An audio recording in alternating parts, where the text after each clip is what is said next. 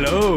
Okay, for those of you returning to the channel, welcome back, and for those of you that are new here, that have just stumbled upon this video, then thank you for joining me, and welcome to my spoiler-free review of The Naked Gun, the fourth installment in the Naked Gun franchise, directed by an Akiva Schaffer, and starring Liam Neeson as Frank Drebin. It's been years since I watched those original movies. The first one came out in '88. It was actually released on the same day that I was born. It's the exact same age as me, and I just remember growing up with those movies and really admiring them for sort of their humour. I felt like even as a kid watching those movies, I just felt like they were incredibly clever with the humour. Yes, they're very goofy, they're very silly, but they're also very smart, and I just had so much fun with them. But it's been years since I've watched them, and it did get me excited when they announced that McFarlane was going to be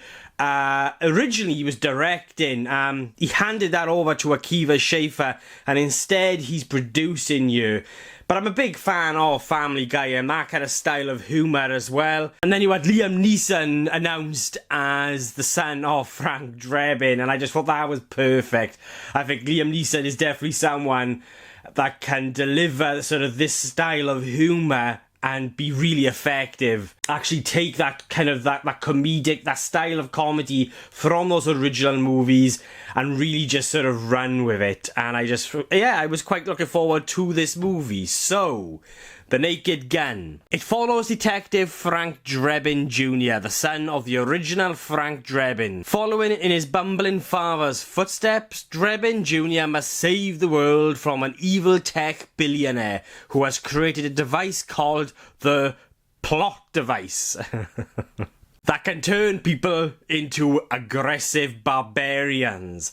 And if that sounds familiar, like the plot in all these movies, they're gonna sound familiar because it borrows from other movies, and that's something that they did with the original three. And you know, there's nothing incredibly complex about these plots. It's very basic, especially here with 2025's The Naked Gun. But when it comes to the movie's evil scheme and sort of what the villain intends to do by turning everyone into these sort of barbarians just full of rage and attacking each other, it reminded me a lot of Kingsman, the first Kingsman movie. So, The Naked Gun. Even though I've been looking forward to this movie, I've been quite excited for it, I have been a little concerned, and a lot of that was down to the trailers, because within the trailers, I could kind of sense these two different styles of humour. Even though they're quite similar, there was a very kind of distinct two different styles of humour, and the one was very kind of classic Seth MacFarlane.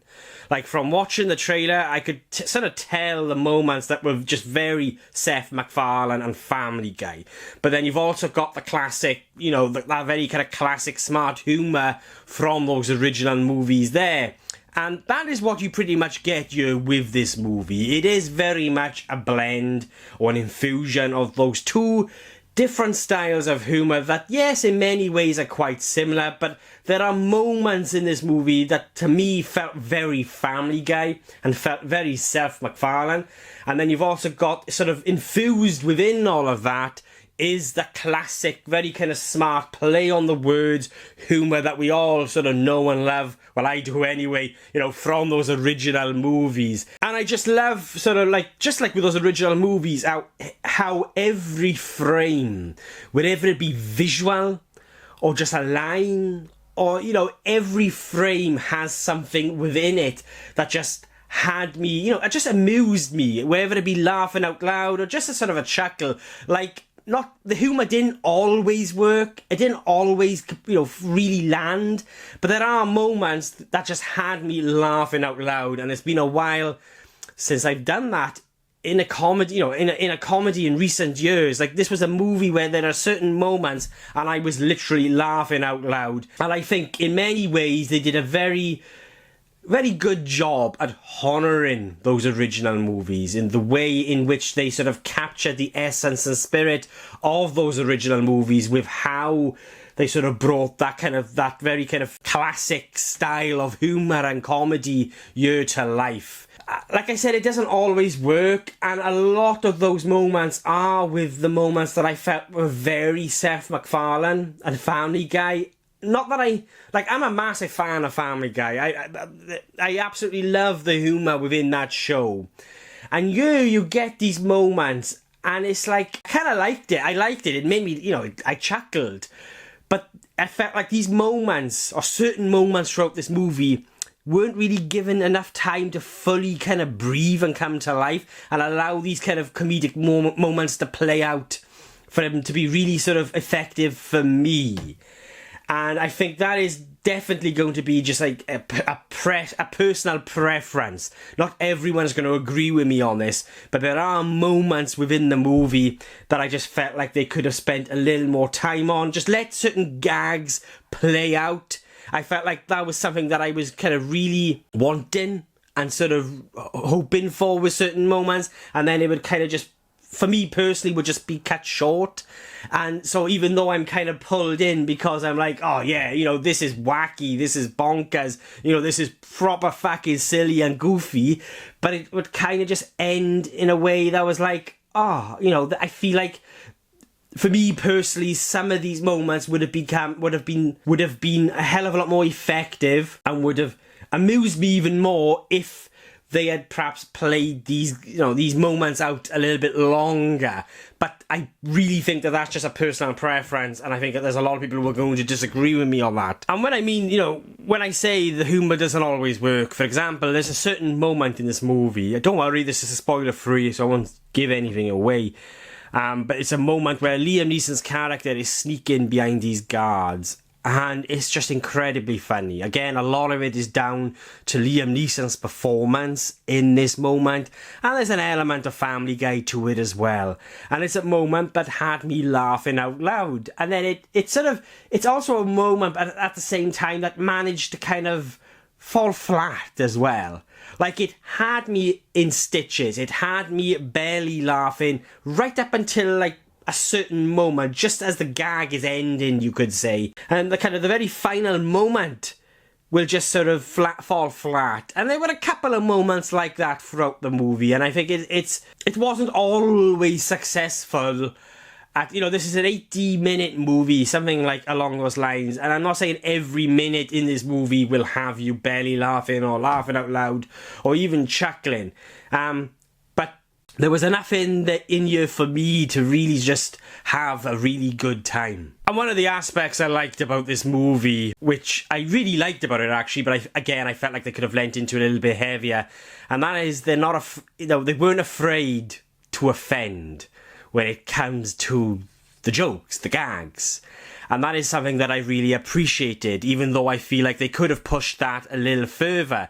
Like, for example, for me personally, I just feel like comedy today has forgotten to take the mick out of ourselves. It's sort of forgotten to just stop taking everything so damn serious, because comedy today has become quite cold and sterile, and it just takes everything so serious that it's just not funny anymore. Do you know what I mean? It just doesn't work. It's very cold. And I think we've just forgotten that it's actually quite important for us to really kind of just poke fun at ourselves and actually take the mick out of ourselves. Because you shouldn't really live life just taking everything serious and being offended by everything. We've got to have a laugh. Life is too short. And that is something the movie does tap into, because again, it's an aspect of those movies from a certain era that we just don't get anymore, where they're not afraid to sort of make those jokes and sort of poke fun at one another, and it's done in a way where actually at the end of the day it's reality, it's what it is. And that is something that I kind of liked about the movie, but it's something that I felt like it could have leaned into a little bit harder. And what really allows this movie to work is Liam Neeson and Pamela Anderson. They are both great here, fantastic chemistry, and Liam Neeson just nails sort of what it takes to really kind of deliver when it comes to this style of humour. That kind of the seriousness of what is going on, and the kind of the oblivious nature of his character, that kind of bumbling nature of that character, and he just does it in a way that is perfection. Like, he is great in this role, and he knows exactly how to sort of really kind of bring this certain style of humour, from those original movies to life. Both Liam Neeson and Pamela Anderson do a wonderful job at capturing the spirit of those original films, and it just made me smile. Just seeing the two of them on the screen, it is incredibly silly, it's incredibly stupid, but they are fantastic at sort of, you know, bringing these moments of humour to life. And again, just goes back to sort of one of the gripes I had, was I just kind of really found myself wanting more with these two characters in certain moments, and just sort of having certain moments perhaps escalate a little bit further, or sort of just push boundaries a little bit more, because I just enjoyed seeing these two actors together, sort of bringing these characters to life so much, and, you know, even on their own in certain moments. And it just kind of, even though the runtime is perfect, I just found myself kind of wanting more. So yeah, I had a really good time with this movie. You know, there are moments that I laughed out loud, and that is very rare for me in a comedy. Like, I have got a, when it comes to comedies, I have got a very sort of specific kind of style. There is a certain type of humour that I find incredibly effective for me. And in many ways, this is kind of the opposite of that, but it's done in a way that's incredibly smart and it's incredibly clever, and you can't help but kind of be charmed by it, really, and just be amused. And it is just one of those sort of experiences where you could just turn your brain off and have a good time, and a lot of that kind of experience is aided or elevated by its two main stars, Liam Neeson and Pamela Anderson, as well as the rest of the cast. Everyone is great here. Like I said, it doesn't always work when it comes to the humour. There are times where it's like, you know, and especially in the third act, it feels like it's kind of wearing thin, like it's kind of running out of gas. But I think a lot of that is because of those other gripes that I had when it comes to sort of pushing boundaries and being perhaps a little bit riskier, and sort of really kind of over-egging it, you could say, when it came to certain moments of humour. But again, look, that's just me. That's just my own personal preference. I had a good time with this film. Just like with those originals, every frame isn't wasted. If it's not visual, it's a line, you know, where you got to play on words or something bizarre and wacky.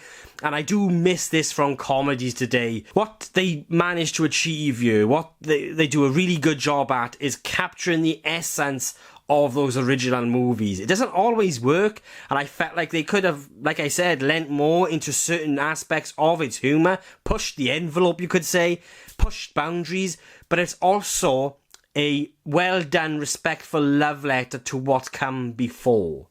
So yeah, enough rambling from me. They are my thoughts on The Naked Gun, and I will be giving The Naked Gun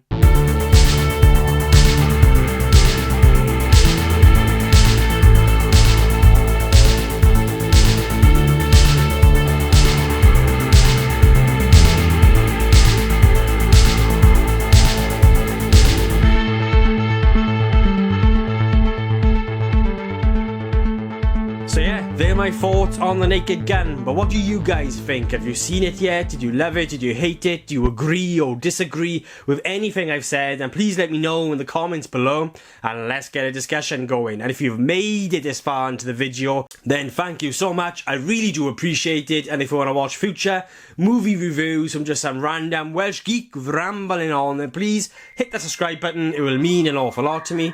My next movie review will be for one of my anticipated films of the year, and that is Weapons, a horror film from the same director that gave us Barbarian. And so yes, I am really looking forward to that movie. I am so hyped. I've got quite a busy weekend coming up, and so I'm hoping to squeeze it in on the Sunday and have a review up early next week for that. And then you've also got a movie coming out. I've seen the trailer for the first time. I'm not entirely sure when it comes out. I can't remember. But it's called The Roses, starring Benedict Cumberbatch and Olivia Colman. And they play this couple who are going through this kind of bitter divorce. And it looks quite exciting.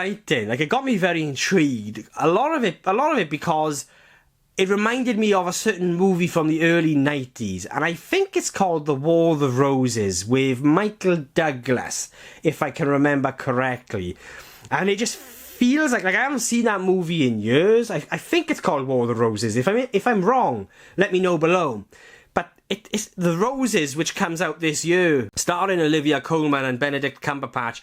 It appears to have a very, very similar story, and so and it's got me excited because I actually remember quite enjoying War of the Roses with Michael Douglas back in the early 90s. I can't remember exactly when it came out, but I just remember watching it as a kid, and I just think it was one of those movies that maybe I shouldn't have been watching, but it was just one of those movies that fascinated me.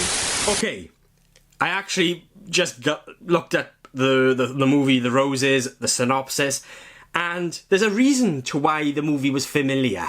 And it reminded me of a film called War of the Roses from the early 90s. It's because it's based off the same fucking novel, duh. So yeah, I really didn't realise that, but just from watching the trailer, I was like, oh, this is very similar to that movie from the early 90s.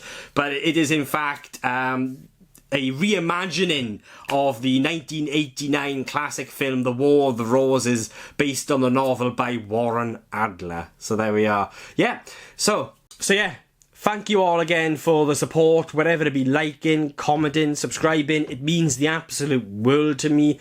I'm currently sat at 520 subscribers, and it will always overwhelm me that so many of you do want to follow just some random Welsh geek ramble on about film and TV. But it means the world to me. I absolutely love doing this. And so yeah, that's it from me for now, guys. Thank you all for watching. I really do appreciate it. I'll be catching you guys soon.